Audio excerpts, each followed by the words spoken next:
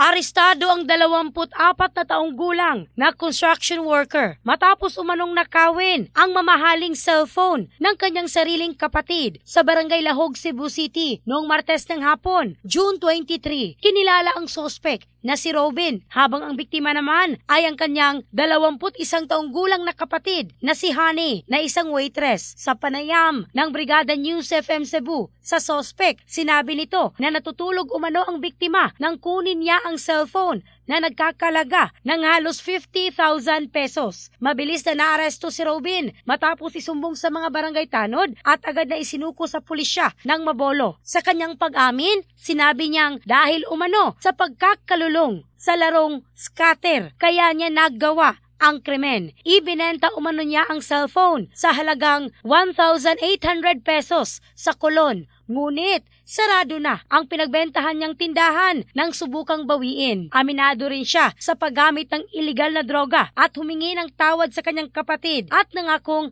magbabago kapag nakalaya. In the heart of changing lives, ako si Michelle Craste ng Brigada News Philippines, the Music and News Authority.